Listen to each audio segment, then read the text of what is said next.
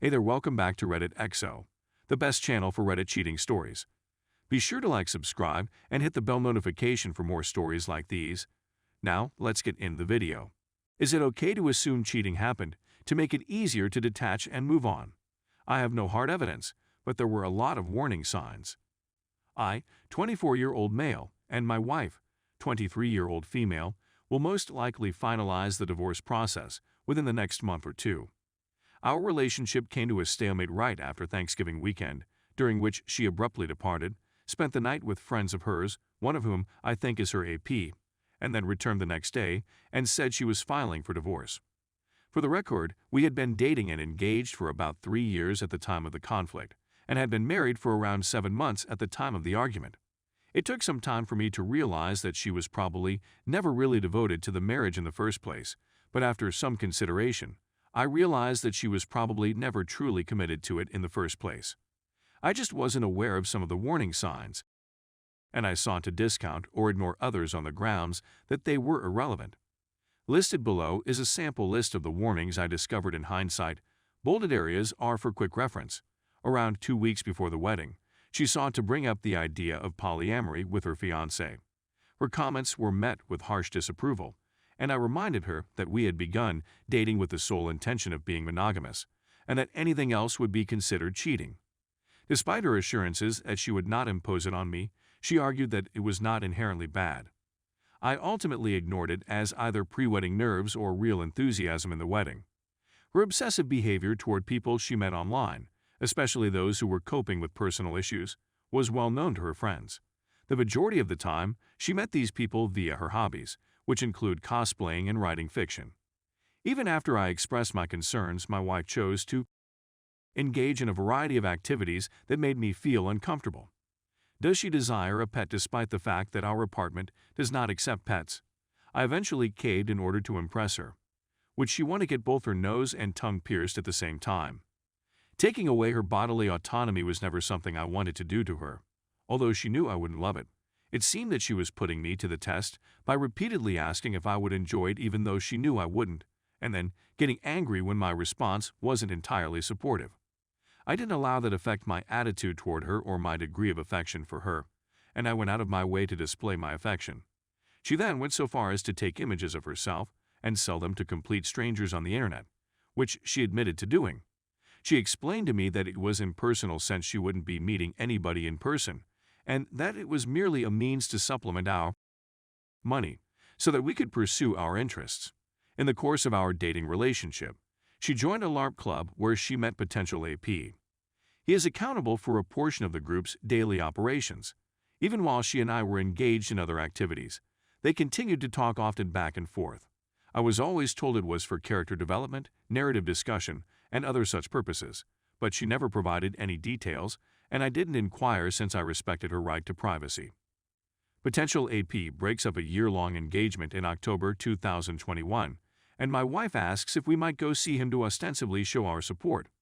Because I work in the early mornings and my wife works in the nights, I quit going after the first couple of times so I can sleep enough not to suffer at work. She continues to see potential AP many evenings each week with increasing regularity, staying later and later. Generally from 12 to 3 a.m. She even came home around 5 a.m., just minutes before I had to go for work, maybe a week or two before the major battle. The argument we had was regarding the regularity with which we had together. I'd always had more motivation, but we'd already developed a very constant schedule of once every week or 2 weeks. Her stated reason for leaving me is that she refuses to compromise on, despite the fact that we had no intimacy of any type for about 2 months prior to the conflict. This dry time aligns nearly exactly with when she began seeing potential AP on her own. During our argument, I recommended marital therapy if she believes things are really that terrible, despite the fact that she had shown practically no signs of dissatisfaction before to it, other for becoming upset when I suggested during the dry time. She refused therapy almost immediately, instead frequently saying, "I don't believe we'll work out." She kept repeating it, even though I was plainly disturbed. Her parents, who lived not distant from our place, had just completed converting her bedroom to an office or something when she moved out, so she supposedly couch-hopped between acquaintances, including potential AP. Almost anything fresh I see on her Facebook or TikTok accounts, though, is from potential AP residents. She could have remained with a female friend from high school, who had even offered us as a couple an inexpensive place to stay before we decided on an apartment. But it's evident that's not where she's decided to set up shop as her main location. There are a few more things I could attempt to mention, but the list is already becoming too big. I didn't know how much of this looked until I put it together after she'd gone. When I finally linked the dots, I stopped pleading with her to reconcile, try therapy, or at the very least speed things out. Her parents purposefully choose to remain blissfully unaware of where she has been residing since she left, leading me to believe it isn't as easy as staying with a longtime high school acquaintance. The saddest aspect, in my opinion, is how out of place she feels living with potential AP, who is 10 years older than us and has a daughter 10 years younger than us who sometimes visits him.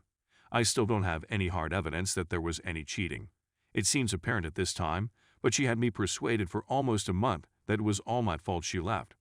I've now chosen to simply assume she's been cheating, and it's made it a lot easier to think about moving on and being less broken up over our past relationship. However, I have had reservations about my decision, since I'm condemning her in my thoughts without knowing the whole facts. Is it an appropriate decision to continue assuming she has been cheating, given all of the indicators pointing in that direction and the emotional relief it offers me, or is it wrong to reach such major conclusions without being completely certain? Has anybody else used this strategy when their ex-spouse refused to come clean? Story 2. Just found out my 36 male wife, 36 female, has been cheating. I'm a confused bundle of emotions. However, despite the fact that my heart is racing ceaselessly, I am unable to shed a tear. In any case, not for the time being. My instincts were true. I wasn't mad or merely a horrible, neurotic spouse with low self-esteem, as I had previously believed. I couldn't take it any longer, so I did what I'd wanted to do so many times before, but had been afraid to do out of respect for her. I stooped around on her phone and recorded everything she said. After a while, I saw that they were sharing nudity and planning when and where to meet. Several months have passed, and it has been about a year since this began. What is her justification? She seems to be under a great deal of stress as a result of my relocation from my own country to this one, only for the purpose of being with her. So she felt obligated to keep me happy and entertained, and she couldn't bear the thought of continuing to do so anymore. I told her I wanted a kid, but also wanted to start my own bakery, and she felt obligated to see that it happened because of my sacrifice of migrating to a new nation. I was thrilled to hear that she agreed. Finland. The issue is that she never expressed any of these emotions to me. My ignorance of her feelings, and I think it is her fault, has left me feeling betrayed.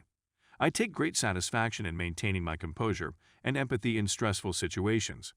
I've never hit her or shouted at her, so why was she so afraid to tell me about her experience? The three of us have lately acquired a third cat, and we have recently renovated our home's roof. We've been talking to banks and making commitments, and we're putting together a business plan for our future. She is completely unconcerned with the possibility of separating while she is sleeping with someone else. I'm perplexed by what you're saying. All of my family loves her, and my parents feel she was sent to me by God, and they believe I am extremely fortunate and so on. This happened just a few hours ago, so I'm still processing everything, but I don't believe I'll ever be able to trust her again. But although I may forgive her and go on, the trust has been irreversibly harmed. Not being able to trust my own wife, not knowing where she is or when she will return is not a life I want to live. And it is not a life I want to live. My expectations for this article are vague, but I'm feeling vulnerable and alone right now, and even just someone reaching out with compassion would be quite beneficial.